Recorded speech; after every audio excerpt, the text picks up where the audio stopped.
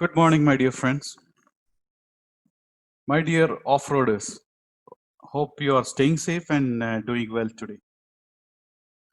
I hope my voice is clear and audible. Let's give a few more seconds for the new joinees.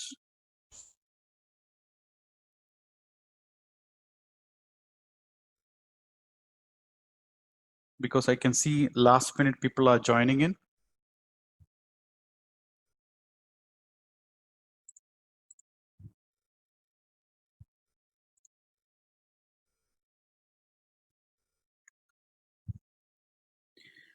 Okay, the purpose of this webinar is to assist and help off-road enthusiasts for being better equipped with the highest quality product and knowledge.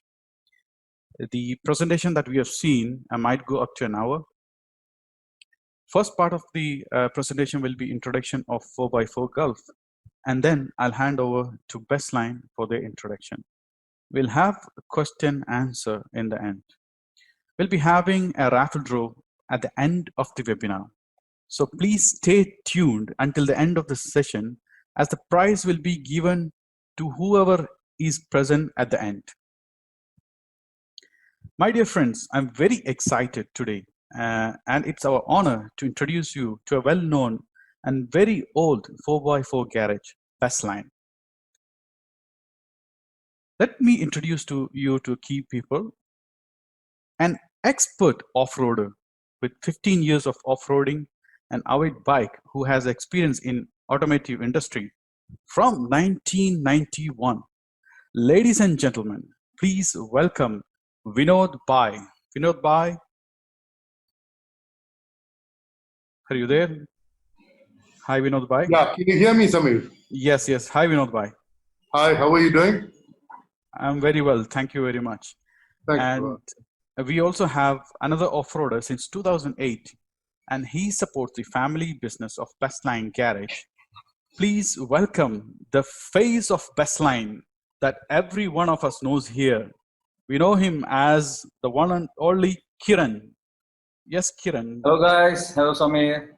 How are you, Thank Kiran? you for onboarding us. Thank you. But before I start the presentation, let me show you a slide. In just a minute.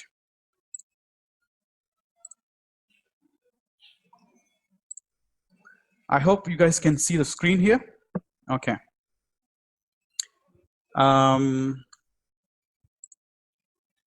We start with our key points that is there in this discussion. That is Vinod Bhai and Kiran, who are the key point of contact in Bestline. But not without a joke. The car salesman, is a real cardiologist. It's been a long time since someone gave me such a stress test. So what I'm trying to say is that haven't we been approached by people who confuse you, sometimes make you think about, what you did a big mistake by buying a car itself? Well, that brings us to the introduction of 4x4Gulf.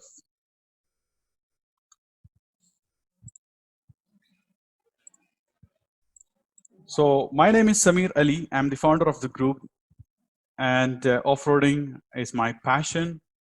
And my contact number is there. And I also want to introduce you to our insurance consultant, Rahul Nair, and his contact details are there. Now, going back to the co-founders that we have, we are growing day by day.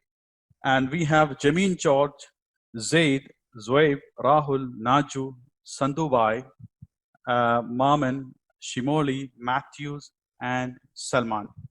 We also have our support staff that we can't forget, which is Chako, Pradeep, Ahmed, Dinesh, and Saj. So going back to the presentation, I'll just make it in a quick introduction. Don't want to make it long because I've been doing it since a long time so that people can understand what we do. We are not into making club drives. That is not what 4x4Gulf is about. Okay. 4x4Gulf was established in July 1st, 2019.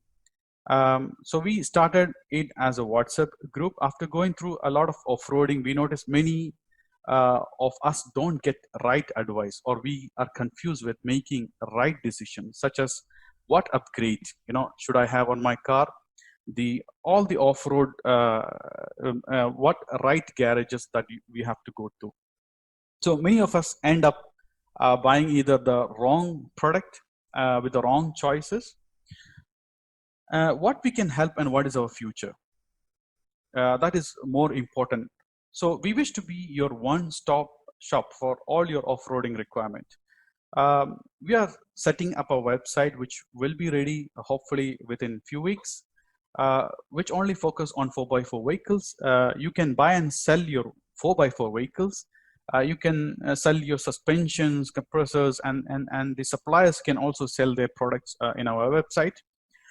Garages, good garages like Bestline can start promoting their products as well.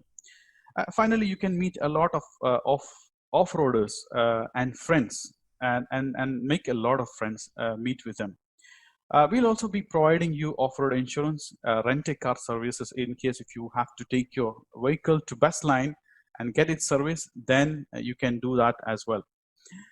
We also have recovery service, which is coming in the future. So if you're stuck in the desert, call us and we'll be able to help you. You can always look us at our YouTube channel 4x4Gulf or my channel Sammy Cotail, where this is being recorded. And you can know more about in our website, which is upcoming. I would like to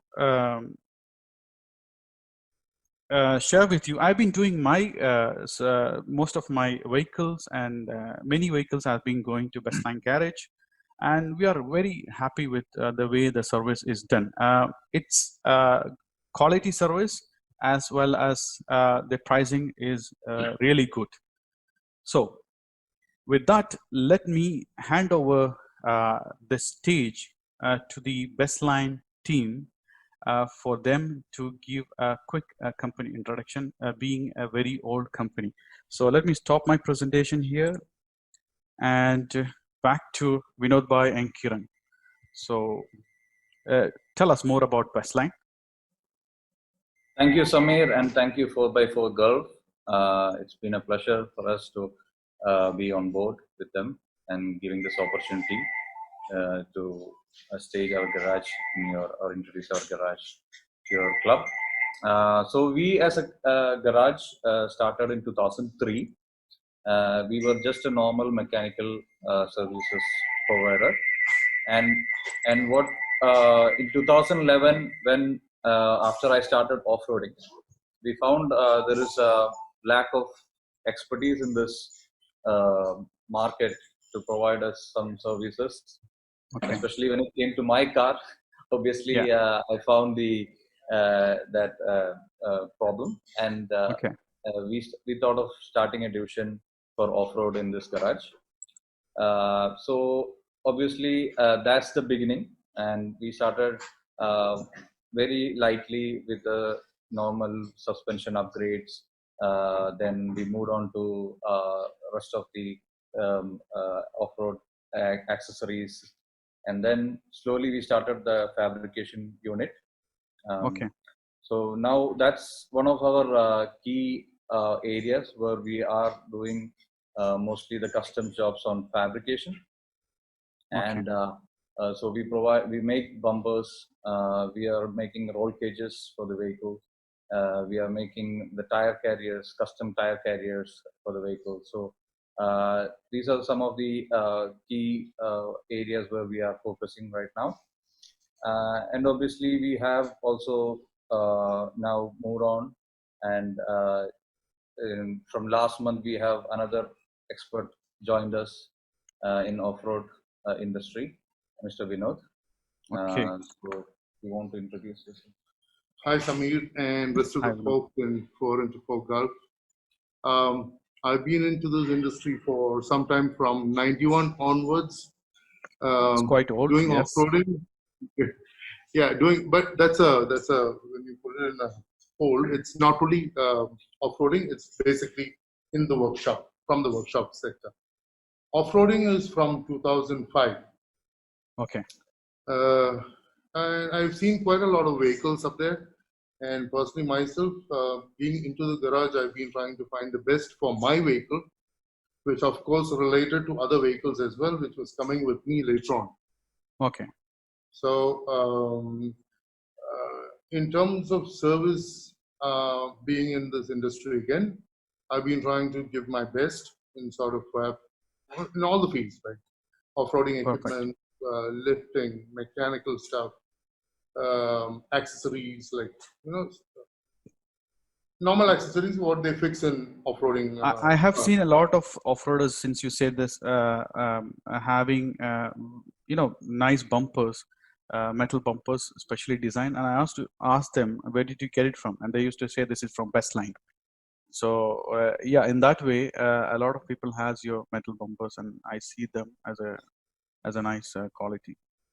Yeah, we have got a good fabrication unit here, and yeah, we will specifically cater to guys who want a specific bumper design. It's not that we just make a mass production. We do it in a very economical manner where, you know, you can have your own sort of thoughts or anything out of the net, which is quite costly to, you know, import from US or something like that. But mostly we will do the fabrication for probably half of the cost. So you guys can always approach us, and we'll take it up from there. Definitely. I can see Sandhu's trying to show up this bumper. This is one of our proud work. And when Sandhu came over and he asked me like, Kiran, I've got a design, but I want you to make sure that it's exactly what I want. And so I took that challenge up, and I told him, like, bring it on, let's try it. So we took around 2 weeks to build that bumper to perfection. So it is what we are trying to do here. Like, we want to make your dream come to reality. So when we get something, if we cannot, yes, we definitely say we cannot do it. But if it's something which we can do within our limits, then for sure we will support. And we always try to get that. Like, we have started now to show up, you know, in Photoshop. If we can we can send our pictures, your car's picture, and we will try to see what the design goes, how it goes well on this, and we'll try to share that with the customer. And if he's happy with it, so he kind of get an idea what the look is going to be on your vehicle. So this kind of gives you an idea. This is the final look of your car, and if he doesn't like it, see, sometimes what we see is people Google the best bumper pictures on the from the internet, and they send me, but it doesn't match anything towards your car.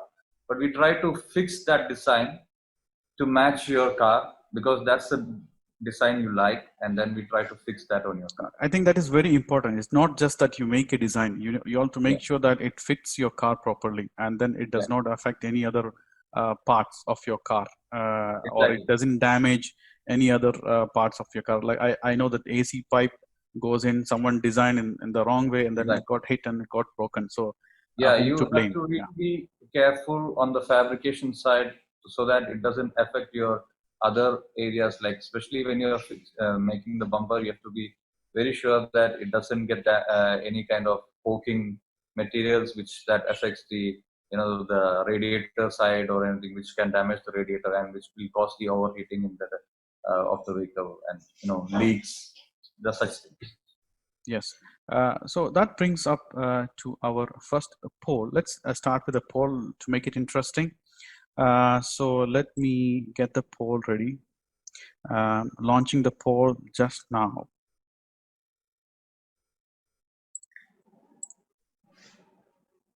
I guess, guys, you can see on your screen a poll. The poll question is, how often do you service your car? It's just to know as statistics, how many people do at the agency. Please go ahead, you have time.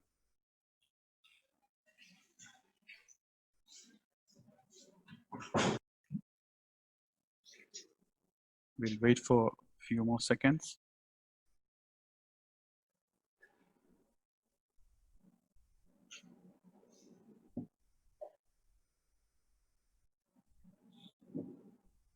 Kiran, you are able to see the poll on your screen? Yes. Yep. Yeah. Let's wait for a few more seconds. Let all of them vote.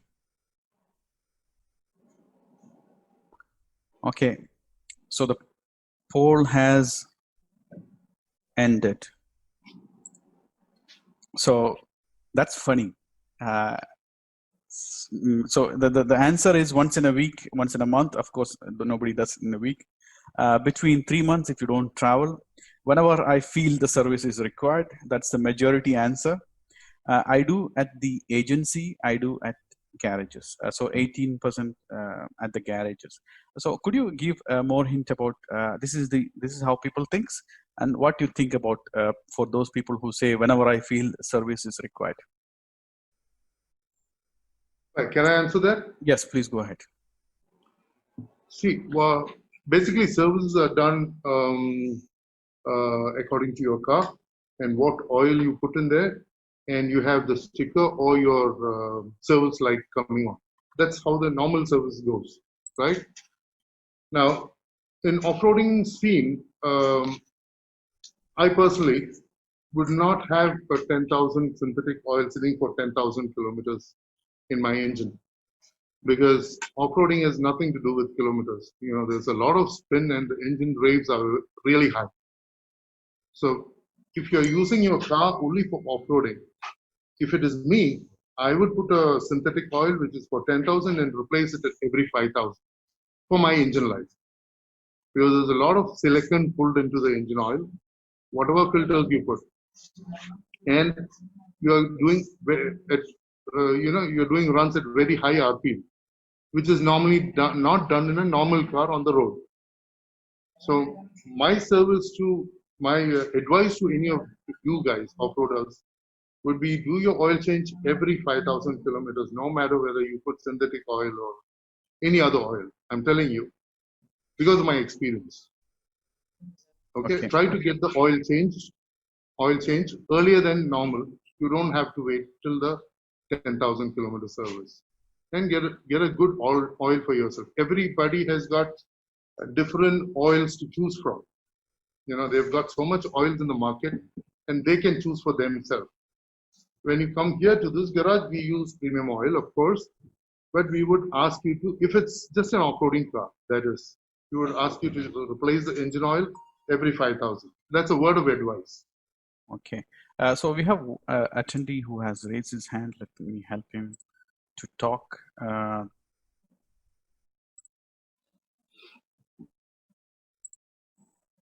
Mamachan, can you come to the mic, please?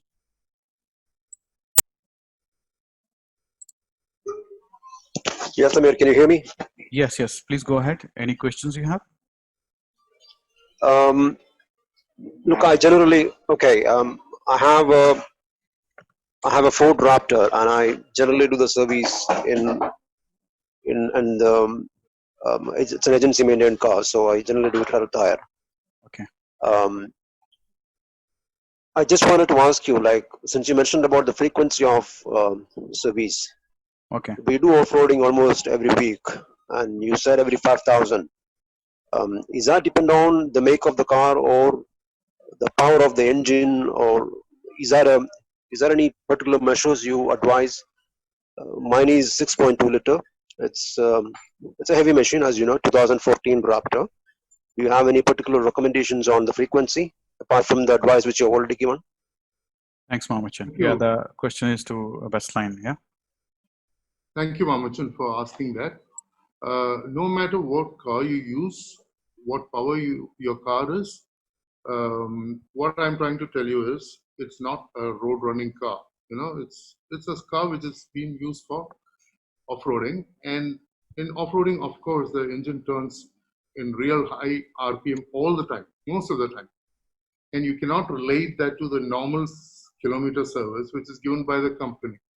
So I personally would request, because of the experience, no matter which model, what car, if you do a synthetic oil change for 10,000, basically, please change it earlier. You know, earlier the better. You get more life for your engine. I'm 100% sure on that. Yeah, that answers the question for Mamachan. We have other question coming up in text form. Guys, please feel free to ask as much as questions you want.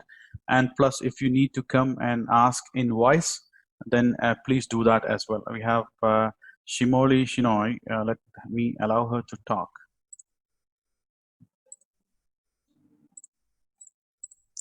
Hi, Samir, can you hear me? Yes, Shimoli, I can hear you. Please go ahead with your question. Okay, hi Kiran, hi Vinod.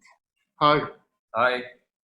Okay, so I just want to know, like, what grade of oil would you all recommend for my Gemini? Basically, yeah, I put 20W50, sorry, 40, sorry, 5W40, synthetic. That's it basically, and I change it every 5,000. It's a 10,000 kilometer oil, and Right. I do it So, every because I 5,000. drive the car like most of the time on the road, and it's just once a week that I do the desert. So this grade is fine. Grade is fine, whichever oil you use, synthetic, branded ones, okay. What my point is, try to get the engine oil replaced. You don't have to wait till 10,000. Even once you go for a, in a month, you go 4 times, every Friday.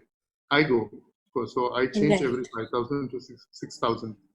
So you can also do the same. It's only a recommendation which I would tell you to preserve your engine, whatever, good for a good quality stuff. Sorry, that's answers Shimoli. And I have the next person who is Sandhu. Let me allow him to talk. Sandhu, can you hear us? Hi Vinod and Kiran. Hi, Hi. Sandhu. How are you? All good, all good. All good. Okay, one quick question I have. Since most of us do this off-road stuff, so basically I know that when you have a service, service contract with the dealers, basically the transmission oil, and apart from that, there are other fluids also which these guys do it on their particular intervals only, but not as per since we are doing off-road, how often should we be looking at all other fluids apart from the engine oil? See, Sandhu, you can, since you're running on warranty and all that, again, I would go back to my own same reasoning why I'm telling you to replace oil. Is because, again, see, the company will give you a 10,000 kilometer oil, and they will ask you to come back every 10,000 or 15, depending on the model of car what you have. I'm saying if you keep the same oil filter, if you want to dump oil and put in new oil, that'll be perfect. It's just good for the engine. Transmission, I wouldn't ask you to do that. I would ask you to go back to the company and do the recommended oil change. Differential, again, 4x4, again, the same. So all of that has 30 or 40,000 kilometer range. So that's okay, Sandhu. I'm sorry again. The transmission oil, like transmission and the one on the differential, the big back thing. ATF, the ATF oils, right? ATF oil. Yeah, that gets, that I feel that really gets messed when you do a continuous off-roading, like every week if you're doing 2 drives. So that's what is my concern, because my car has done 80,000 kilometers now. Yeah. And they said during the 80,000 kilometers when they did the first time, these oils changed. So does that have to wait till 80,000? See how best you could, stuff. Sandhu, the best way to preserve your transmission would be to fix the oil cooler, transmission oil cooler, if that's possible with your car. And then go with the company rules of whenever they have to change, because I don't want you to change transmission oil and the warranty being affected. You can probably add a transmission oil cooler to save your transmission. In most cases, the companies are not very strict about adding a transmission oil. So the transmission cooler is added, most of the time your transmission stays cooler than the normal condition. Especially, when in summer it takes a lot of heat, and especially when you're driving it on the low with a heavier vehicle, it takes a lot of beating. So it's always better to add a transmission cooler than changing your oil often, because uh, you can't keep changing the oil like how you keep changing the engine oil on the transmission. I mean, you can change, but that's not recommended. Okay. I hope that Okay. answered. Okay. Hope that is Perfect. clear. Perfect.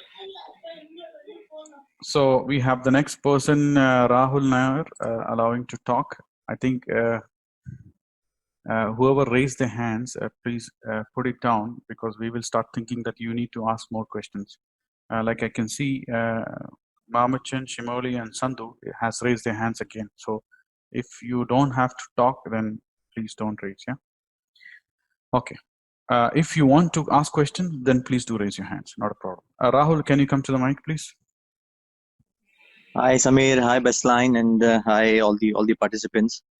I'm an off-roader and I do off-roading almost every week. I just wanted you guys to explain the newcomers onto the off-roading front about the advantages of fixing a skid plate, and I also wanted to add another question with that. If adding a skid plate could affect anything with the passing from RTA, if there could be any problems with the police, and also want to add that off-road bumper part. If I fix an off-road bumper part, will it affect my passing at the RTA? I wanted you guys to give an an explanation so people would understand. So I think if I got it right, first question is if you can add a skid plate, and will it? What was it? Will it pass the? I wanted to understand the advantages of adding, because I basically have a skid plate already on my car, but I wanted you guys to explain it to newcomers onto the off-roading. So what we are selling right now here is a 10 mm aluminum plate. So two things you have an advantage. One, it takes almost every hit when you're crossing a dune. So it's the area where your transmission and your transfer case, everything is there, which gets entire protection for those based on the skid plate. Another advantage is when you're crossing a skid plate, it works like a surfing board, so you kind of get that momentum based on the skid plate, and then it's easier to cross the dune and you don't get stuck. Now this is a disadvantage on the solid axle vehicles like Nissan Petrol and Jeep Wranglers. They have a solid axle in the front, and most of the time we cannot fix a skid plate on these vehicles.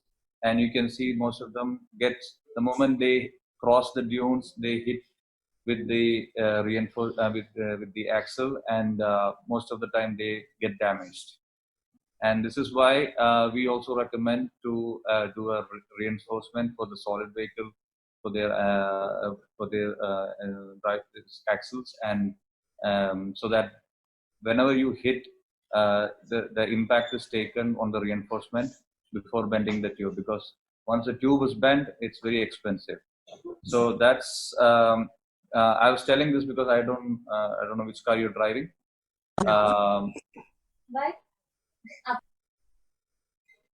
Sorry. Yeah, Rahul?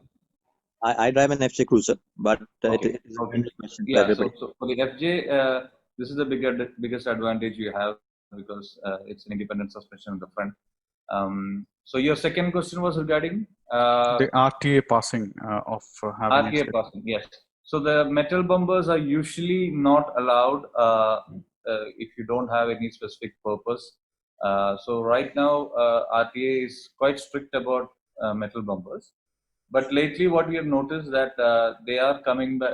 Our customers are coming back, and they told on the impact areas, if you can fix something fiber or a rubber piece, which will on the impact areas, if you can fix that, if there is a provision area for it, that kind of helps. The most of the cars are getting passed with those additions. So this is something I've seen the RTS as bit eased out, but I am still not sure how it is on the other Emirates. I'm only talking about Dubai right now. So other Emirates, I'm still not very sure what is how strict they are about. Yeah, but adding a skid plates won't have any effect in the RTA, right? Just the skid plates. No. There is no effect on skid plates. Absolutely fine. So far, we haven't got any feedback from any customer because of that. Perfect. So we have a question from Shahbaz Abdul. He wants to see the bumper. I think he is referring to the bumper that you're speaking about. I guess you have the email ID of all the panelists. Could you email the before-after picture so they can have a view of how the bumper looks like and what you have done with that? Yeah. So that will cover that point. So Salman, you can also follow us on our Bestline Autoworks on Instagram and on Facebook, and you can see some of our works there, and you can see what kind of bumper we make for which cars that we have done. So most of the pictures have been put up on. So also definitely I will right after the meeting I will send the pictures to the participants. Perfect. Then next question is from hi all, that is Salman Jindran. I need to find out about transmission cooler thermostat replacement in order to maintain the engine temperature at lower temperature for my Dodge Ram 1500. This speaks about the importance of having transmission coolers, and especially for the cars which is built from US and all that actually needs a lot of coolers, different coolers. I think more than transmission coolers as well. I don't know. You are the right people to answer that.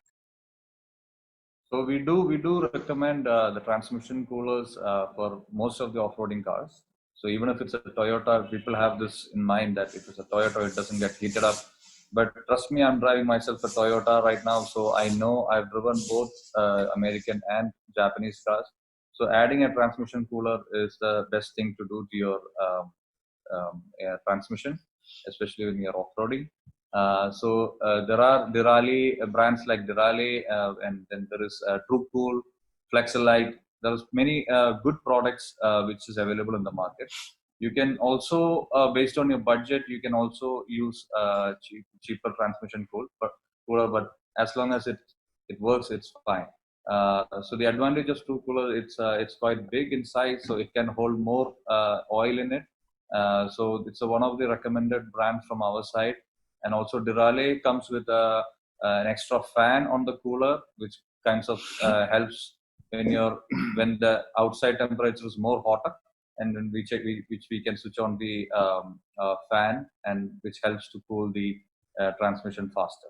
Do you recommend having the one with the fan or without the fan? So that's what I'm saying. One with the fan, if it's a smaller cooler, one with the fan would be advantage. Like I said, if you have enough space in the front, then you can use the TrueCool, which is bigger and it can hold more. It has higher capacity to hold the oil. What about the FJs? Should they have the one with the fan, I guess, because of less space, or do they have more space? Yes, it can have one with the fan would be better. Okay. Joseph Raphael asked this question: do the time matters in oil change? My mileage is maximum 1,000 kilometers per month, and it takes almost 5 to 6 months to reach 5,000 kilometers. Because I know there are people who does service after 6 months, but Nissan says to change oil after 3 months, even though the mileage is 3,000 kilometers. Can you answer that? See, what I would advise him is to keep the oil, and if he's doing only 1,000 kilometers a month, let him do it after 5 months or whatever it is. Doesn't matter, as long as he's not driving it the viscosity of the oil, or the oil doesn't get damaged. It's not after driving, keeping the oil and driving after 2 years or something like that. That you got to drain and put in new oil. But 5,000 kilometer oil, 5,000 kilometers a month, if he keeps it for 5 months, absolutely no problem. Okay. So there's a question from G2 Thomas. Isn't it enough to make sure you don't drive with 80 temperature warning? If all the warning comes up, just wait till it cools down. Is that enough? So it happens when you do off-roading. All of a sudden, the temperature comes up, And then what they advise us is to shut off your car and wait for some time and then switch it on. So that's, I guess it's like an escape button, but No, then see, another thing I would, it's a simple trick, face your radiator against the wind, first thing, when you stop a car. Second thing, if it doesn't have a coolant leak to say, or if you don't see a coolant leak, keep the engine in idle. Never switch off your car. If there is pressure developing in the cooling system, if the head gasket is blown, then you can off the car. If it is not blown, if there's no pressure developing in the cooling system, keep your car on so the water pump keeps working and it circulates the coolant. Try that. That's one of the things. That's a good advice. I heard someone told me, I don't know how true it is, that yes, while you keep on your car and your AC is on, to cool your system, heat your AC, put up the heater. Correct. The heat also dissipates heat, You have to roll down the windows and turn your heater on. Okay. That also dissipates, whatever dissipates heat is useful when your engine is, building up temperature. Perfect. Yes. So we have Sandhu again asking for a question. I think he has raised his hand. So let me unmute him and then go to the next question. Sandhu, can you hear us? I think you have more questions. Oh, Sandhu. Yes.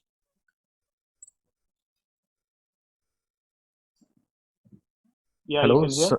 Yes, Sandhu, can you hear us?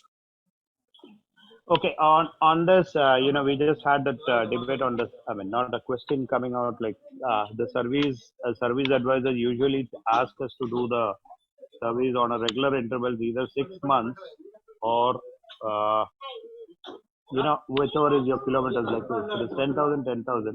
So, but what I personally, not personally, I mean, what I've heard from different garages is that maximum that, I mean, if you're doing an off-road and all those things, you need not wait for the 6 months or the 10,000. Most probably like 7.5, 8,000 is the best for the, the synthetic oils what we use. So that's another Sandhu, question I thought. Yep. Sandhu, that was the exact thing I was trying to tell when Samir asked me in the initial stage, when should an off-roader change oil? It's, if you are taking your car off-roading all the time, I would, even if you put synthetic oil for 10,000, or you don't have to wait till 10,000. You can change oil at the earliest, like 5, 6, doesn't matter. It only does good to your engine. It all depends on how good you want to take care of your car. one more tip I want to give on that part is like most of the off-roaders knows about car. So what you can do, you can self-check the engine all the time. So when the car is idle, switched off basically, the dipstick in the engine oil, take it out, clean it with a very clean tissue, and then dip it in again, take it back, see how dark is the oil. So the good oil will be more like a goldish brown, and the bad oil will be towards more darker side. So if you think that it's more brownish and very dark, that means it's time to change the oil. So this you should practice if you're off-roading. You should practice very often, at least twice a week if you can do it. It's good so that you keep a check on the engine all the time. Another point which I want to also put up is clean your air filters as much as often possible. If you can do even after every regular drive, it will be good. At least if you have a very closed box and if you're running on a stock filter, it's lesser, the sand particles get in. But if you're using an air filter, which is a performance air filter, it increases your airflow, but same time it is very, very vulnerable, because it also takes some sand particles because they're too nice, they're very fine, and then they gets into the engine, which can damage your engine. So it's very important that you clean the air filter. In this market, I would also suggest to use a pre-filter which comes on your performance filters. So most of the companies, which have air filters here also sells pre-filter. So you can use a pre-filter, and also I recommend to use snorkel if it is necessary. Yes, that's very important. Yes. Yeah. Another piece of it, sorry, Samir, another piece of thing would be try using dry filters. Okay. You know, Yeah. I try have heard using that dry filters many times. with Yes. pre-filters. Okay. That would be best for this sort of terrain. Perfect. Ayatullah, I think he's a new. I believe Ayatullah has a 91 Land Cruiser. If I'm not. So, what is the cost of skid plates for him? So, anyway, you don't have to say this cost. Ayatullah, you can always visit Bestline to get your skid plates. But you guys can do a skid plate for him, or does he request for 91 Nissan? Sorry, for the Land Cruiser 91. Land Cruiser, I believe that's got a live axle, right? For the 91 Land Cruiser, it's something like a Jeep design again.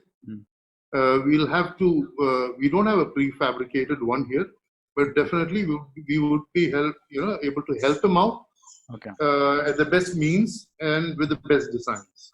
Perfect. Irfan asks, hi guys, I would, there's like two questions. First, it would be nice if you can give an idea about what are initial reinforcement required. Second, does transmission cooling help in engine temperature also, fan or without fan? I think we answered that, but still, yeah. I drive, and the car that he drives is an Xterra, upgraded thermostat, but still with the AC on, it rises up. I mean, the temperatures go up. Now, what is, Samir, what is the first question? Can you repeat that? It would be nice if you could give us an idea about what are the initial reinforcement required for his Xterra. Reinforcement. So the skid plates. I believe he should be already having, since he's an off-roader, he must be having the skid plates, which is a basic necessity for all the cars. Okay. It can be built on a frame, or it can be directly bolted onto the chassis of the car with spacers. Okay, and we recommend that he go with 10 mm plates if possible, because that takes a lot of it. And another thing I want to tell you is the skid plates are not the end of this problem. Skid plates are something which is placed to take up the shock, thereby reducing the problems for other parts of the car. Okay. So whatever plates you put, it will get damaged, and that can be malleted back to shape. Doesn't matter. But I would recommend a 10 mm plate to be fixed basically onto a car. Okay. Since he's driving an Xterra, it's also possible that he might need a spindle reinforcement. Yes. Okay. That's something which is an additional reinforcement which might need it. Although the spindle reinforcements on Xterra is, most of them are actually swapping the Xterra with the Titan truck. Some of them know it's similar to the Armada vehicle. So the 2005 onwards to 2011 Armadas, they just swap with the those vehicles. So this is what I've seen. Basically, the knuckles are swapped. And also the axle, which are more stronger. So this is one common reinforcement or a practice which I see on Xterras. So this is one another choice you have on the. It's called Titan swap. You can Google it. You can see what they are doing it in that process. Perfect. Anand asks, hi guys, what is the best possible way to increase the power of my car without getting check engine light or having issues with the passing, preferably for Jeep, as I drive Jeep JK. So there are a couple of things you can do on Jeeps. So just remember, without any, that's what he was telling. I want to pass the car as well. So improvements that I can have, that I can pass the car. Yeah. But does he have the engine light on now? And what is the modification he has done for that to come on? That's a good question. Yeah. I mean, if Anand is there, Anand, would you like to come on to the mic Anand, can you hear me? Can you raise your hands?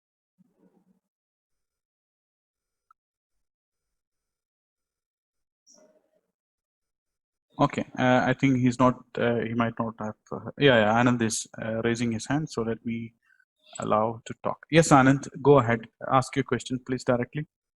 Can you hear us? Hello, Samir. Yes, Anand. Hi, Hi, Anand. Hi, Kiran. Anand. Hi, Vinod. This is Vinod Hi, and everyone. Kiran. Yes, Anand, go ahead with your Yeah, question. I was thinking of how to increase the power of my car. Yeah, before that, Like, they asked you a question about you said without yeah, getting check engine light. So can you check give us? engine light. Yeah, and without getting any problems with my engine light or anything in the odometer, I don't want to see. So I was thinking, what is the best possible way? Right now, I have a cold air intake, exhaust. So I was thinking, like, what are the possible ways to increase my power? Which year is this, Anand, your Jeep? Mine is 2017 model. 2017. Okay, you just modified the air intake, is it? And the exhaust. Cold air intake. Yeah, I And the did with exhaust. you guys only. You did it with us. Yeah. Okay. See, the best answer would be, Anand, I would like you to come here and let me take a look at it and advise you accordingly rather than speaking, without inspection. I don't think it's the right thing. If you bring it here, maybe I will have a solution for it. Yeah, basically Yeah, they sure. need to see the vehicle, and then they can tell you what modes can be put into your vehicle. They can inspect what you already have in place, and they can advise you which is better for you. That'll be free of charge, Anand. Please bring it. Yes. But Yeah, most no problem. I'll most bring it. common modes to increase your power is obviously to change the exhaust, which you have already done, and that kinds of improves your airflow, which burns more fuel and increases the power. But there are like in Jeep, you have certain ways to do it. There are reprogramming which you can do on your vehicle as well. So that's another option of doing it, since you already have an exhaust and stock the performance air intake, this will help you to do a flashing on your current program. But this also sometimes voids the warranty, so this is a concern for most of the people. So I suggest if you're out of warranty, you can do reprogramming of your vehicle. And another thing is also which you can change the ring and pinion of your front and back differentials. This kind of improves your torque, and also it's help in more, when you, especially when you're doing higher climbs. This kind of gives you more torque to your vehicle and gives more enable you to climb more heights. So this is something can be done. So there are, like was saying, we have very wide variety of options on Jeep. So we have to see what can be done to your car. So it depends come over on. and we can help you on that. Yes, so it depends on if we have the exhaust, or depending on the condition of the car, you will decide how to hook them. All right. Thank you. It's like phase by phase we can do the improvements on the car. So first, you have done already the first step, which is the air intake and the exhaust. Probably you can change the headers and stuff like that. But obviously headers might give an issue with the RTA. Sometimes they cannot pass it. So that's why I was suggesting to do a reprogramming, which is okay with the RTA, but it's not okay with the if you have a car. I think it is also possible, like I can hit the headers and uninstall it before the passing and install it after that's my kind of illegal, so I don't recommend doing it. Yeah. Thanks, Anand. Thank you very much for the question. Okay, thank you for answering the question. Thank you. So we have Ninja asking question. I drive a FJ Cruiser. I'm running method beat clips. How efficient are they in comparison to the beat locks in terms of functionality, and a second in terms of maintenance, bolt and retorquing? So that's a very good question, because a lot of people doesn't use bead grip. They just go for straight to the bead locks. Well, bead locks have its own advantages, whereas the bead grip has comparatively more. It's not as efficient as a bead lock is, because the recommended tire pressure you can use on a bead grip is like around 8 psi. Lesser than that, it will still come out of the rim, and most bead grips have 3 steps or 3 layers of gripping, and after that, anything you do, sometimes it doesn't come out of the tire doesn't come out of the rim, but what happens is you get a flat tire very often, and especially when you're stuck and you do a lot of steering left and right, uh, this kind of cause a pressure on the tire, and it will shift from the wheels, and which will obviously the air will escape through that and gets your flat tire. So this is the disadvantages on the bead grip compared to the bead locks. But bead locks, you can drive on 5 psi. There won't be until I've heard very less air leak cases in bead lock. It although it happens if the locks, the bolts are not tightened enough, or bolts are not if the bolts are broken. This is what is causing bead lock and the leakage of air.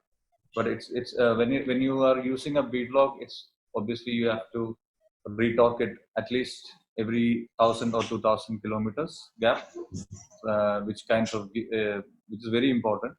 First thing, because of the climate here, if you don't retorque, most of the bead locks are getting rusted, and if you try to remove it with the guns, especially with the pneumatic gun. Yeah, they are mostly breaking during the process, and this is causing a lot of trouble for the off-roaders, because taking out each bolt costs like 30 to 50 dirhams in a late provider, so it's very important to do the talking.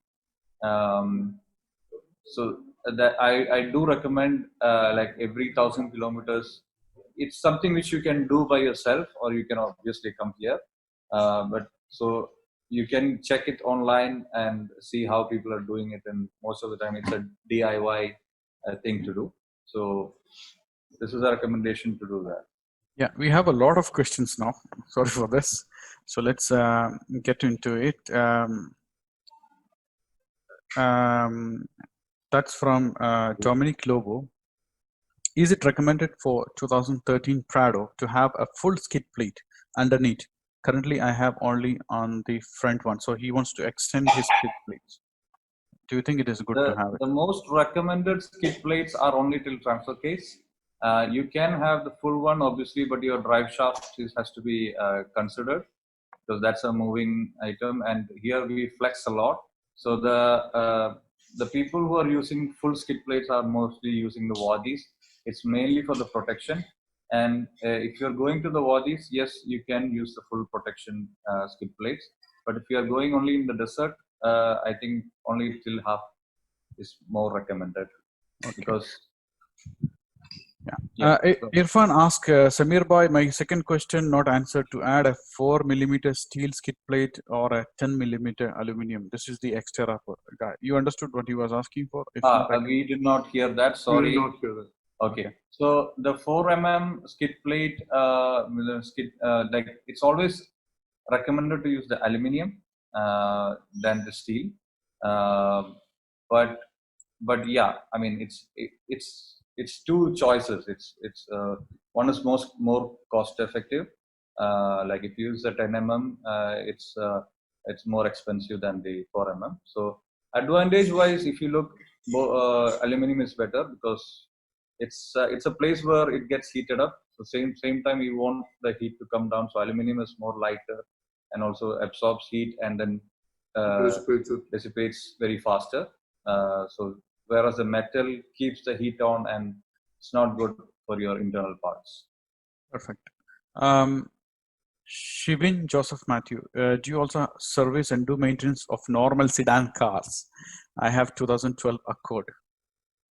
So Yes, I think people knows you as 4x4 cars, but do you also do right. cars? Yes. Yeah, that's another division of our garage. Like I started with the history. We started as a normal mechanical services, so we are still continuing that. We have very old customers from then, so we do like to keep that as our key business. So yes, we do services for the normal We do sedan personal, we do personal cars and fleet services as well. Okay. Irfan has a question. Does transmission cooling help in engine temperature also?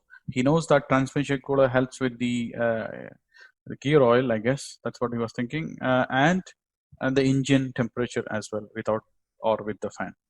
No, it is not connected. Transmission oil cooler is only for the transmission.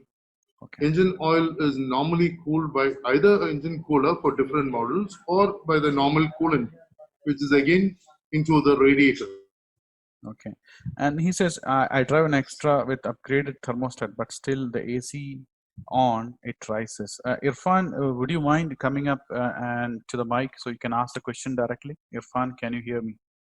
Irfan.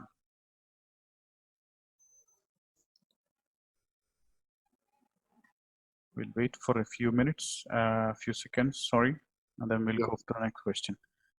Yes, okay. Okay, so Irfan is there online. Yes, Irfan, ask your question, please. Hi guys. Yeah, Hi, Irfan, how are you? I'm good. How are you, Vinod bhai? Kiran sir? All good. Yeah. What's the problem? Yeah, actually, I wanted to ask. I actually got a 350Z thermostat. That's a usual upgrade for Xterra. During high climbs and like continuous bowl rides and all, it still goes up to around 110 degrees and all. And I am running a steel skid plate.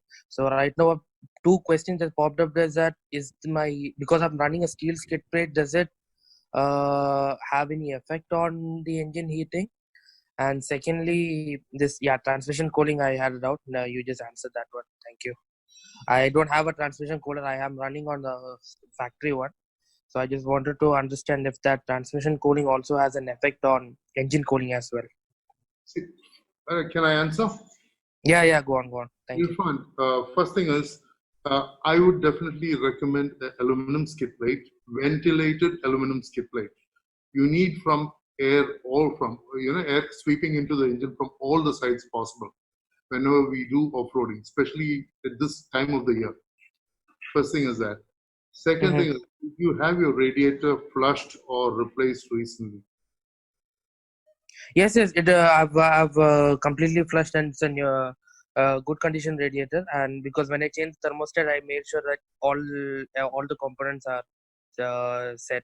So the water pump, the thermostat, radiator, all of them, they're functioning good. They're all good new ones. Your fan is working 100%.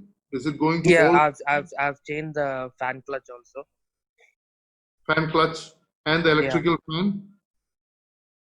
Yeah, and the electrical fan is still the stock one. So that came from the factory, untouched. When I checked, they said it is still fine, nothing to bother about. Okay, did you have anything done on the engine, like head overall, something like that? No, stock, completely stock. Still stock. Yeah. Okay, now those are my concerns. Those were my concerns. So what I'll do now is if you can drop in someday here, I can check. Sure.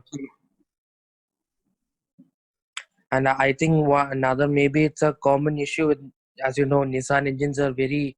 I was about to say that. I was about to say that because it's a common issue. I also had this issue with the car, even the same issue, the heat coming up, even replacing the pipes, thermostat.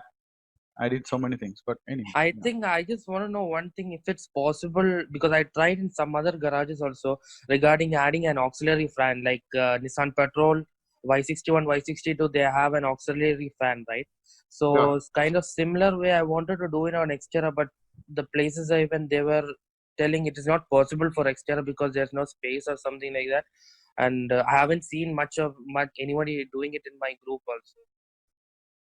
So I just want to know if you guys know anything regarding that about Xterra?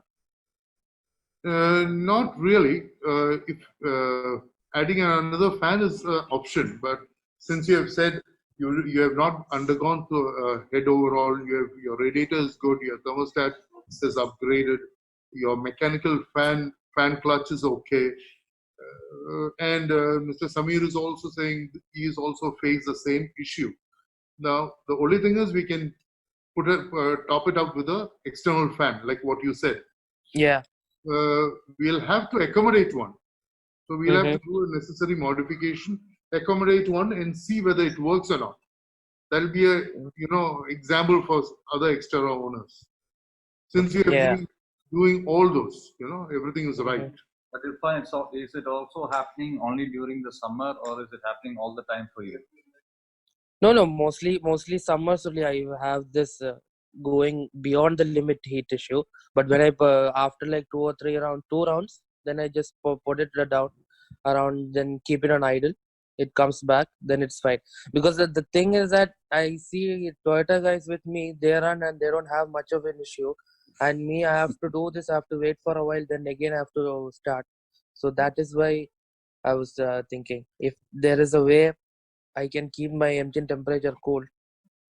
So I think, yeah. We'll try helping you, Irfan, if you can drop in. Let's see what happens. And a simple trick, like I said before, face your radiator against the wind. Look at the other flags. Those are simple tricks which you can follow. Yeah. You have to Alright, drive when others drive, you see. So take the rest and, keep doing what I said. Meanwhile, drop in and let me check things for you. definitely will be visiting. Thank you very much. Thank Thanks, you. Irfan. Thanks for the question. Bye-bye. Okay, we have Shimoli asking this question, and it's a common question for all the Suzuki users. Yeah, it's with the Suzuki Vitara, it's with the Suzuki Jimny. Rims. What are the good rims? I believe lightweight rims. This is my belief. You can correct me if I'm wrong. Lightweight rims are important for off-roading, especially dune bashing, not rock crawling. Overlanding is different. Driving on the dunes in the sands is different. So, so what is the lightweight rims that they can have? First thing, and can they have something like a bit lock technology if they want to? Shimoli, I was personally hunting for my Jimny itself, which is the same as one as yours, 2020, and I didn't find any bead locks till now. The only rims which I found was with a dealer of Kings. What's his name? Evo, yeah. So those are Korean rims. Now they've run out of stock. I believe when I called up these guys, they said Fortune has taken up everything for future tires. So if you check with them, you might be able to get one of those Korean brands, which they say is reasonably light and good. But Shimoli, personally, if you want to go for an upgrade, you lose a lot of power on the Jimny.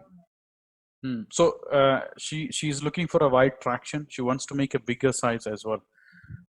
So is that possible for Jimny? As you said, the power drain issue might come. Yeah, you can go ahead with all the modifications for Jimny. There are thousands of modifications, but the thing is, the more you add on, your power is still there until and unless you're going for an engine mod as well for increasing the power.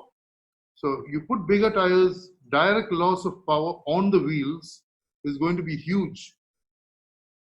Do you understand? So me personally, I'm still running with the stock suspension, stock rim, and the stock tire to keep the vehicle as light as possible.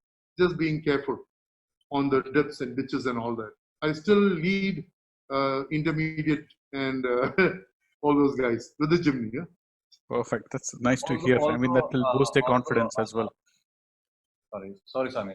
Yes. So although I'm also checking with one of our supplier for the wheels, Black Rhino. Is it possible to give something similar with the wider rims? Obviously, what they told us is a beadlock. Obviously, will add more weight to the wheels. So something similar to the stock wheels will be only something like a bead grip. So we are checking with Black Rhino if it's possible to get it, and we are still waiting for an answer from them. So they are still checking if it might be possible to create, because it's not a big market for them in US. The Yeah, that's Jimneys, the thing. Yeah. yeah, Jimneys are very rare breeds. So if something comes up, we will definitely let you know. Sure. I think there's one more question I want to ask based on what we discussed now. Which okay, I just forgot it. So anyway, let me go to this question. We'll finish this.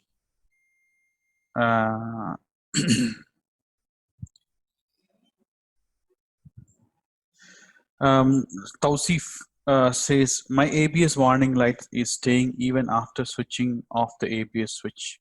What could be the reason? Which would be the car model? Tausif Xterra. If I'm correct, if this is the Tausif, then it is Xterra.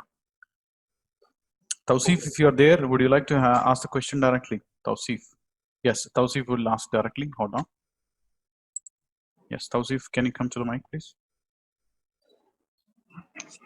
Hi, Samir. Hi, Hi, Tausif. teams. Good morning. So, what happened after a ride, maybe Which 2 car? weeks back? Which car? Xterra. Okay, perfect. Samir, it was right. Yeah. So, after a ride few weeks back, so I switched off the kill switch, but still the warning light is on. But some days back, it went off the warning light. Then I thought, okay, it's okay now. But again, it came up without doing anything. So now I'm not not going for any off roads for last 2-3 weeks. But still, it stays on. Do you feel the ABS is working still on road? I'm not going that speed, and now we are working from home, so I'm not hitting the road much. Maybe like weekends 1 or 2 times. So I'm not so sure, and I'm not feeling so confident to take the curves and all. So I'm just going very slowly because the warning light is on. Tausif, it will be much better if you can, just be sure whether your ABS is working. You can just take it onto your driveway, brake hard. If your tires are skidding all the way, your ABS thing is not working. Your machine is not working. Okay. All right. If it's not working, you can bring it here. It might be one of the sensors, which is a problem. We'll check and get it done. That's absolutely no problem. All right. Okay. Thanks, Thank you.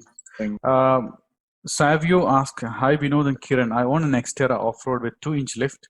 There's a coil bucket contact on the left, but not on the right. What could be the cause solution? What is that? What do you mean? The coil bucket is having a contact on the left side. Yeah. And not on the right side. Not on the right side.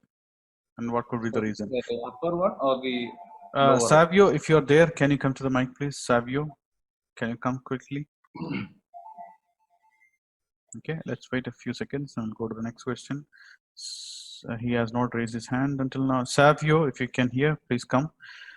Yeah, he's there. I'll to talk. Okay, Savio, go ahead, please. Hi, Kiran. Hi, Vinod. Yeah.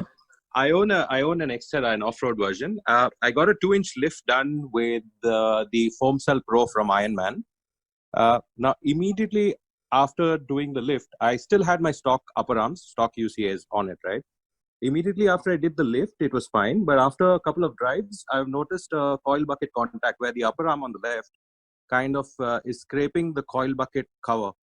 The coilovers, right? There's a cover on top of it. So it's kind of scraping it only on the left, not on the right. So is there a reason? Is there some misalignment? I'm just not getting it because I got it aligned as well. And the tires and all are working fine. But again, when I drove. Did you check your height on the front and on both sides? Yeah, I checked the height. The height is the same on both the sides. In front, on the front, on both the sides, it's the same, and the back also is the same. Okay, so you are currently scraping. Your upper arm is scraping of the buckets. Yes, only on the left, though. The front left, yeah. The right, it's not touching at all for some reason. Okay, so this is something which we need to again check and get a solution completely. So sometimes I'm not sure on Xterra how that is done, but sometimes people, obviously when you do a 2-inch lift, you have to when you take it for the alignment, we need to do some adjustment as well. So that it doesn't. But this is a very common issue I've heard in upper arm being touching on after the lift. Like I said, there are some people that are doing change of upper arms. Like you have to upgrade your upper arms to I think there are some solutions available, like in Dirt King is doing an adjustable upper arms. So Okay. you can choose something aftermarket. This problem can be sorted. But since you're saying it's only the right side, Left-hand side. left-hand side is having the Yeah. issue. Probably we can do a check for you and then let you know. Savio, we need to check whether the spring is seating right first thing in the bucket. Makes sense. Yeah, cool. Got it. Okay, we will check it for you. Drop in and Cool. we'll do something. Thanks, Cool. Savio. Thanks Cool. for the question. Thanks, guys. Yeah. Okay, bye. Then we have Anup asking this question. Do you have a paint booth for painting? You guys have a painting? Yeah, Yes. we do. Okay. Alan, hi all. What are the recommended modification for Land Cruiser 100 series V8 manual ? That's like a direct question. I guess. What are the recommended modification for Land Cruiser 100 series? So my general answer would be do visit us and I'll let you know. I guess, Alan, you got your answer. If you want to ask, you are free to ask. Alan, you can raise your hands and come. Then we have Jitu Thomas. Hi, Kiran. As you know, I drive FJ BP51, the 30 millimeter spacers. I have the factory size BFG KO2 rubber.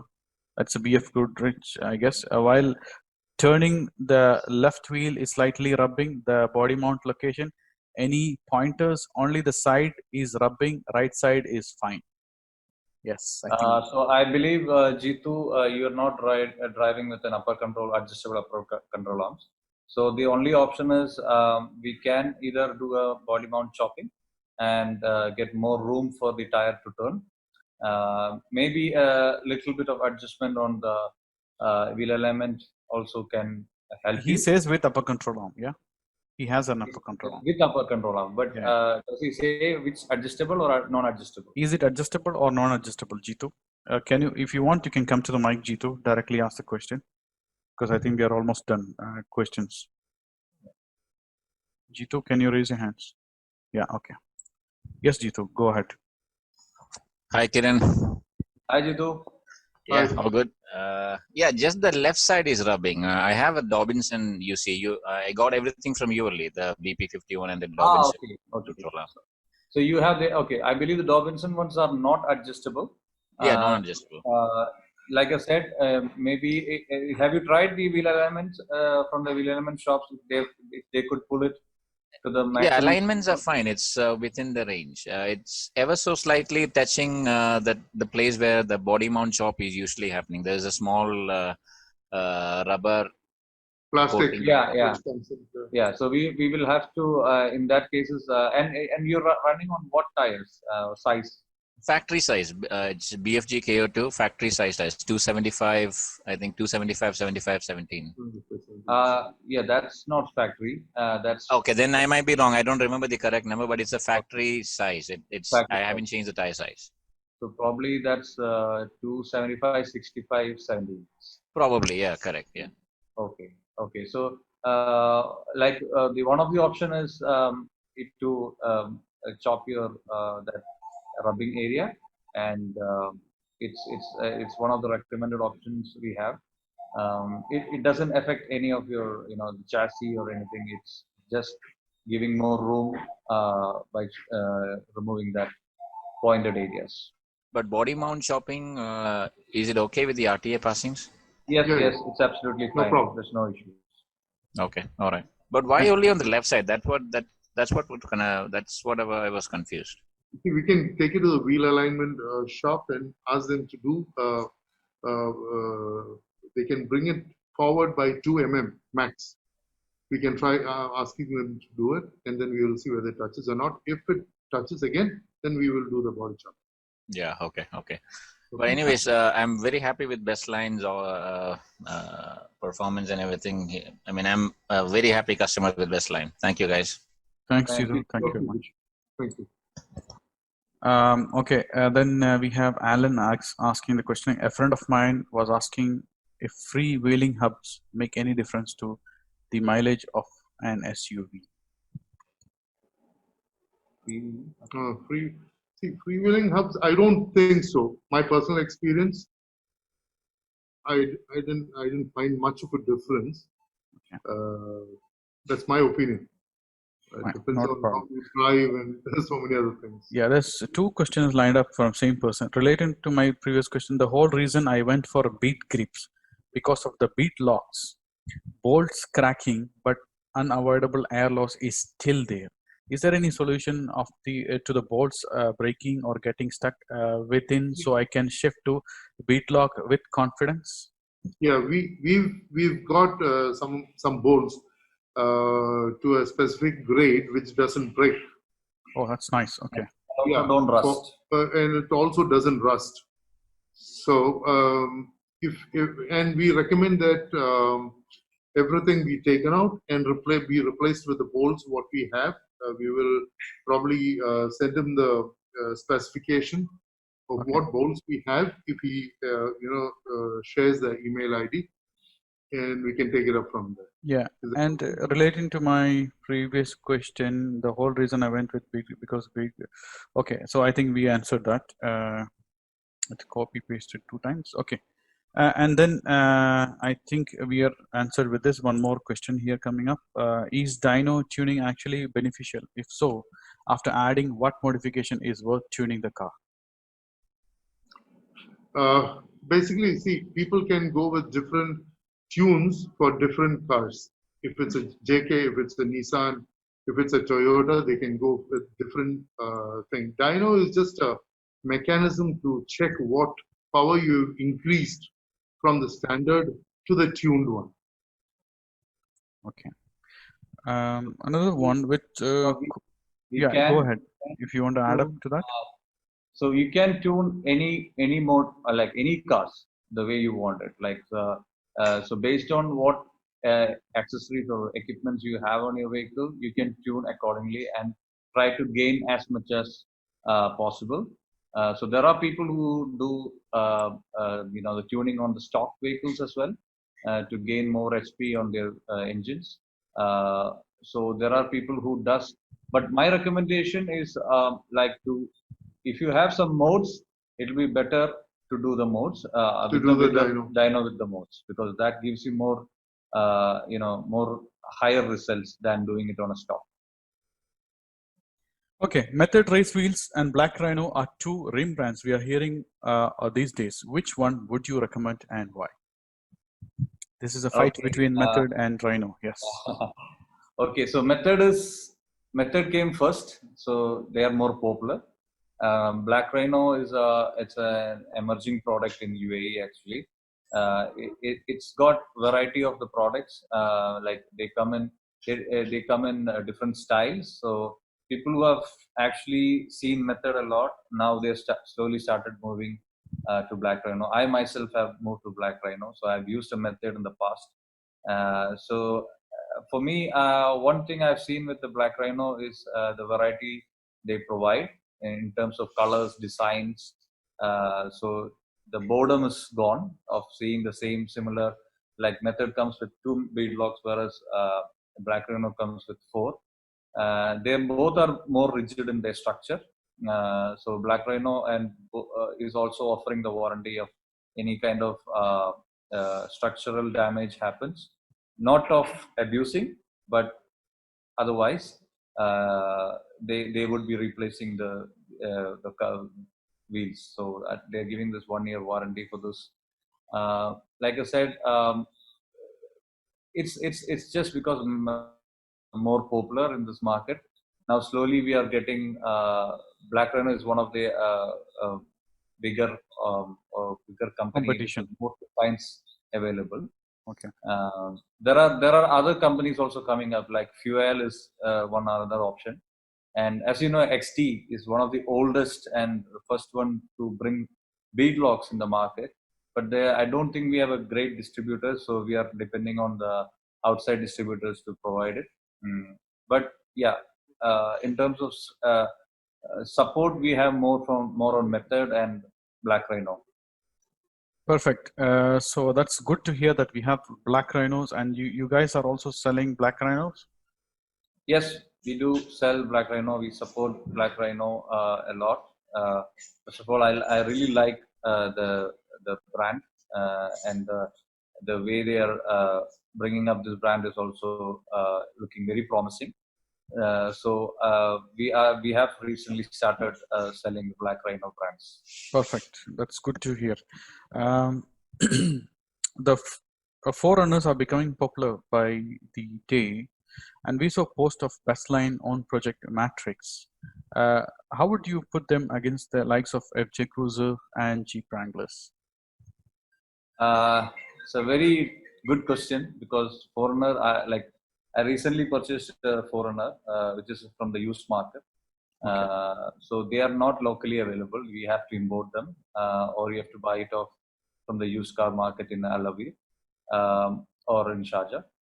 So these are the one thing you have to notice when you buy Forerunner is firstly you ensure the most of the cars which come here is with an accident or some kind of electrical issue which cannot be solved. So they are focusing more to the outside market. So bring it here and sell it to Afghanistan and those other African countries. So when you buy it, most of the time you get the full report of these vehicles from online. So I kind of researched and waited for almost 1 year to get the right car. So you have to be very careful when you buy a Forerunner locally from a dealer here. You have to ensure the accidents are not, much on the engine or chassis side. Ensure the RTA is passed. So these things have to be careful. Yeah, that adds up one more to the point that you're discussing already. What are pros and cons while buying an American spec vehicle? Yeah. So second point, what the Forerunner to comparable to FJ Cruiser was it's a mix of FJ and a Prado. So the things which are missing in FJ and Prado combined is a Forerunner basically. That's good to hear. I mean, whoever needs combined both, you have a Forerunner. Yeah, that's nice. That's the solution Toyota has given through Forerunner. And third question, which you just pointed out, is the American versus the. Yes, American cars does heat up a little more than our GCC vehicles. So obviously, if you could add an extra fan, change into a 3-core radiator, things like that will improve. The heating up issues. Other than that, I have not faced any other issues on the car. It's Foreigners are again made in Japan cars, so in terms of it's only an American spec, but it's made in Japan. So it runs just like an FJ. Hope that answers. Perfect. Shabas asks, what are the pros and cons? Okay, that's done. Any 270 awning that can go on FJ's factory roof rack? Jitu Thomas. 270 on FJs. We need so there are TJMs is providing the awnings, and also we also have Rhino Rack which is providing this. So I doubt it can go on. We might need to make an extra bracket to make it 270. Otherwise, it's not possible on a factory awning to set up a factory carrier. Perfect. I think our questions all ended. We don't have any more questions until if anybody wants to come and ask the questions. I can see Jitu and Irfan has raised their hands. If you guys have to speak something, can you type it quickly so that I can give you the mic? Do you need to speak? Jitu, Irfan, quickly within seconds. Can you type in? Okay, that's done. So maybe by mistake they have raised their hands. Yes, let's push a poll of whatever we did now. Let me check if. Okay, that's fine. Okay, one last question about air lockers and hub lockers. Sorry? They want to know about air lockers and hub lockers. Air lockers, hub lockers. Okay. Can you brief it what it is and what's all about? For which model specific? Irfan has raised the hand. Let me unmute him. Irfan, can you go ahead and speak? Hello. Yeah, not specific. Basically, I'm looking for my car as well. I'm asking in general about air lockers and hub lockers. I found out air lockers are very good for ARB air lockers. And I've also seen hub lockers also. But just because hub lockers are very cheap and they kind of do similar things like the air lockers. So just want to know what is good for us here in the UAE. We do desert mostly. So Basically talking about diff locks, Stefan? Yeah, diff locks, yeah. Operated Because either by pneumatic because or mine is an Xterra without a factory diff lock rear or front. So my only option is either go for a air locker or change the axles to the off-road ones. So that's how when I upgrade the tires to even 35 or 37 inches, even to 35, they really support well. And also I've seen some people abroad, they're using hub lockers for the front. So I just want to know if how is it that different and which is better for us? do you know? No, we'll have to get back to you, we'll have to Irfan, get on that. back on it. We have to check that. That's fine. All right. We have Thank only you, no fixed problem. for the air lockers. So the hub lockers which we haven't fixed yet. So we have to get back on that. Yeah, I think most of the people here do air lockers, ARB ones. I haven't seen hub lock. That's why this question just popped up because that is not common, I think. So we ourselves have to get a feedback and then we'll get back to you on that, Irfan. Definitely. Thanks, Irfan. That's ended up all the questions here. Let me mute Irfan. Irfan, are you muted? Please, Irfan, can you mute yourself? Yeah. Okay, so that brings up to the interesting chapter. Before that, let's do a poll. Hold on, let me get the poll. This is the poll number. Okay.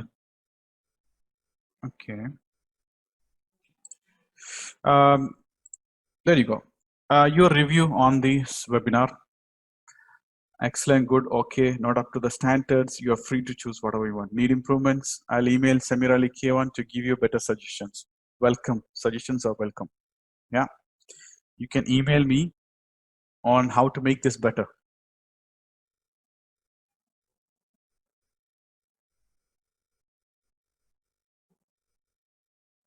A few more seconds to go for the poll.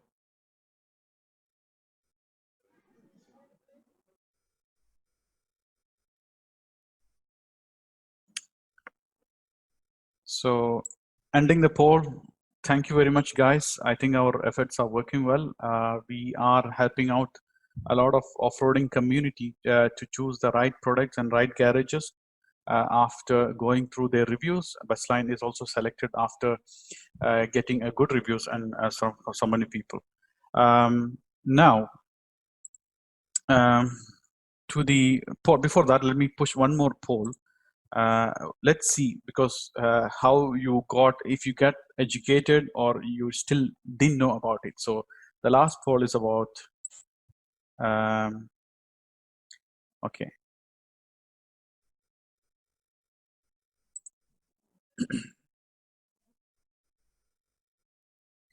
This is done. So we go to the last poll.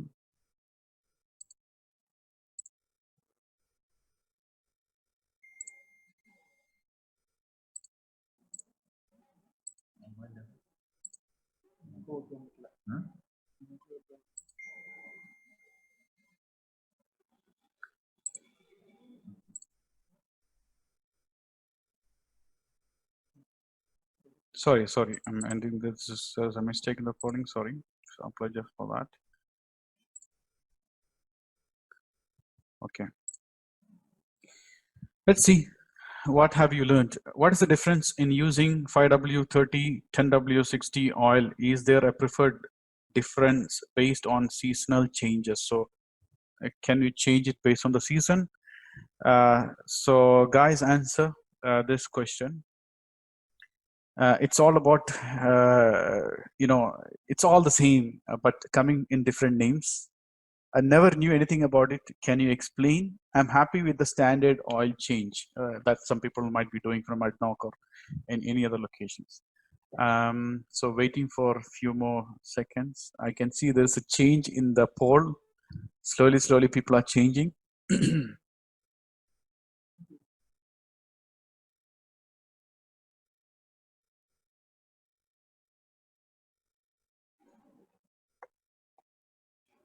I think we'll end the poll here. So that's it. You can see in your screen what is the difference. Never knew anything about it. Can you explain? Can you just finalize this? Let's end up with this question. If you can answer what's the difference between using 5W30, 10W60, is there a preferred difference between a seasonal change? Technical. Yeah. Yeah, can you go ahead and answer this, Kiran? Yeah. So so in this market, it's commonly used as 5W30, and it can go up to 5W40.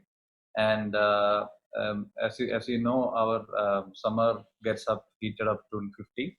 So the most preferred one is 5W40, and there are because we are into performance. When the cars needs extreme condition heats, like they're exposed to the extreme condition heats, it's recommended also to use 10W60. But the most common ones which we can prefer is like a 5W40. Thank you. It's 5W is the winter. It says 5W means the winter. So up to 5 degrees outside, you can go. It's W, and then then the range is go up to 30 degrees or 60 degrees outside temperature. There's no 60 degrees outside, which is yeah. So I mean, so it's up to the 60 degrees they can. Yeah, it's important to know. Yeah. Viscosity, Samir, basically when you say viscosity and 60 and all that, okay. When you have an engine temperature as high as what we run now, a 40 would easily do, and that would not spoil the viscosity of the engine oil. You see, it still retains the quality. So okay. 5W40 is fair enough. Perfect. I hope that answered all the questions. Now, coming back to the interesting stuff, guys, this is the raffle draw. For those who have been there very active and attending this session. So you have the list with you, Kiran and Mr. Vinod.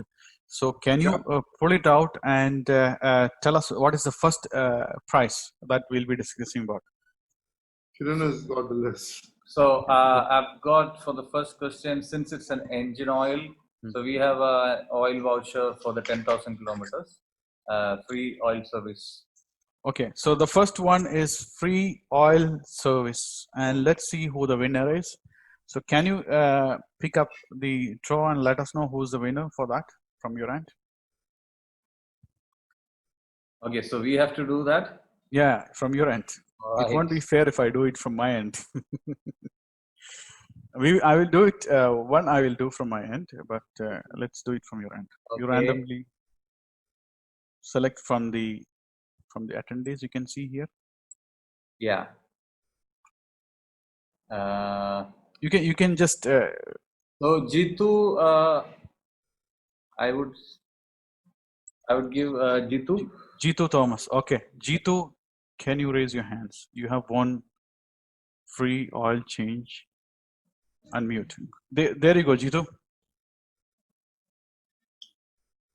Hold on. Yes. Thank you, Kiran. Thank you very much. Yeah, see you soon. My FJ is about almost due for service as well, so it's okay. So you're lucky. Right this time you got a free service, Jitu. Exactly. Yeah. Get the 5W oil. Yeah. Yeah, I always go for 5W40. Okay, not a problem. So we have done with that. Next, Kiran, what is the next one we are discussing about? Next So price. the next one we have a kill switch. So Okay, yeah, I'll take this one. I'll take the kill switch. Let me do this.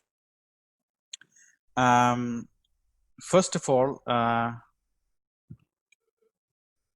and let me ask you a question. But this is only applicable for the newbies. Okay, guys, if you're a newbie, only answer this question, because a kill switch, if you already have, it's not worth answering this question. So we have the newbies here.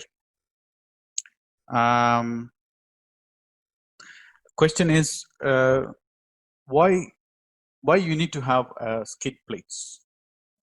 Okay, can you answer that in quick format? Why you need to have skid plates? You can type in the answer. The first person to open the hands is Tausif. Let me unmute him. Okay, Tausif, go ahead. Answer this question. Why you need to have a skid plate?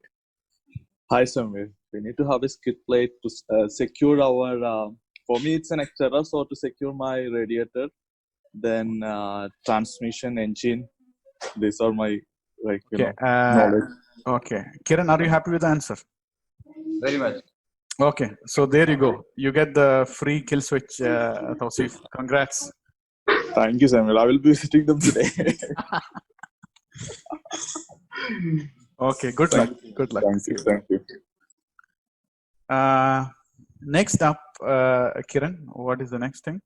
So now we have a snatch rope. Snatch rope. Yes, snatch rope. Let's see who's the winner is. So you can go ahead and do the random. You can either do hey Siri, ask letter 1 to A, B, whatever. Go ahead and do a random coding from there. Yeah. So snatch rope.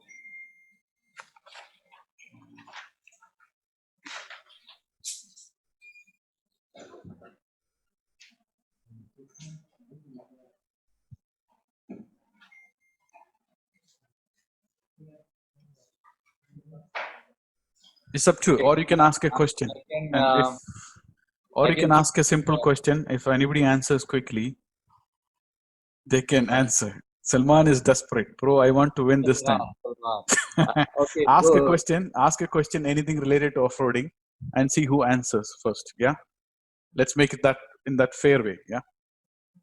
Yeah. Ask any question, Kiran. You go ahead. Ask any simple question. Ask any question. Yeah. What is the price for, by the way? It's a snatch rope. Yes. Yeah, it's a snatch rope. Snatch rope. Newbies, line up, please. It's a great opportunity to get this free. Here is a basic question for all the newbies, maybe. Okay. So if you are climbing a dune and if you lose power, what do you do? Do you still try to climb or do you come down? Very basic question. Easy. Basic question. You need to type the answer quickly. Who types the answer fast will get it.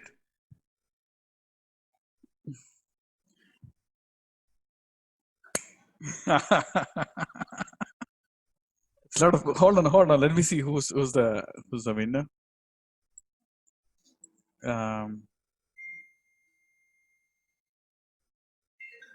It's going crazy. So hold on. I can't look at my eyes. Okay. Anand is the winner. Yeah. Anand is the first one to respond. Yeah. Anand, can you come to the mic?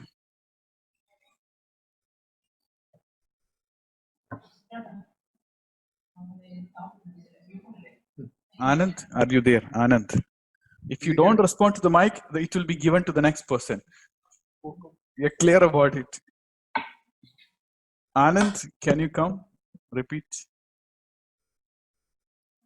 I think Anand is active, but he just answered. Yeah, Anand Hello? is there. Yes, Anand, go ahead. Yeah, I couldn't unmute my mic. I was searching for that option. Thanks a lot for the snap look. What is it called? You know what it is. Yeah. Okay. Thank you, Kiran, Vinod bhai. Thank you. Thank you. Welcome. That's it. How many else left? We are done, or? We have one more shackle to give away. is also Shackle to be given again. I guess ask question again. Soft soft shackles. shackles. Soft So soft. shackles. Let's ask a little bit difficult question this time. Okay. Yeah. Okay. In difficult question, so do you want it off-road related Of or course, in? off-road related. Yeah. For the newbies, which they will understand. I mean, not for the experts. They will answer quickly. Okay, so tell me, since we are giving away shackle, can you tell me why we use flags on all the cars? What's the purpose of them? Okay. Why we use the flags? Guys, type quickly. Type quickly. Let's see who's the best answer. A lot of people are typing in. Kiran, let me read out the answer. See which is the best answer that you like. Yeah. Okay. Don't point out to the which you think is a very good answer. Okay. I'll read out for you. Okay. Let me see. Irfan, flags for safety. To Justin, to spot where the car stands and act accordingly. Shimoli, so the car behind can see if the car in front has passed or not. Irfan finished. Then you have Shah for identification. Simple. Other visibility, vehicle in front of you. To see the car other side of the dune. Visibility for the person behind you while crossing a dune. Visibility for a person behind you. For a person behind you. Okay, so I think I got the first one, which I believe it's from Shimoli, right? Yes. So the car behind can see if the car in front has passed or not. Do you think that's a good answer? Yeah, so I think that's a very good answer, but they follow it. There were some good answers followed by it, but I didn't get the names of it. So if you So can, flags for safety, which is Irfan. Okay, that's the so first one. He's the first one to put that. And safety then is one point. More importantly, is to see the movement of the car, especially in the front, and also in the rear when we can see what is if somebody is stuck. Okay, or so that was a good answer to elaborate what we can see.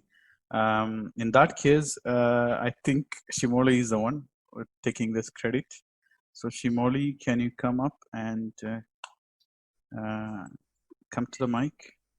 Hi guys. Congrats once again, ladies power. Thank you. She's winning the yes. second time. Yeah. Thank you. Very attentive, I think. So yeah, always attentive. So now you got a free soft. What is that? Soft shackle, right? Yeah, I actually never had one, so it's good. That's good to have. Yeah. Okay. So Vinod would also like to say something. Yes. Samir. Yes. Can I?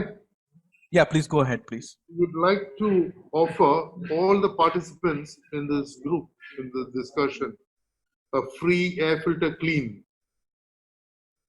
Whenever they can open, we will clean their filters for them free, air filters and stuff like that. Okay, for all the participants, all the email ID that has been forwarded to Kiran, whoever has registered will get a free air filter. The air filter clean, and that's valid till August 15th. That's valid till August 15th. So I guess all that is done for today. And thank you all for coming in for this presentation.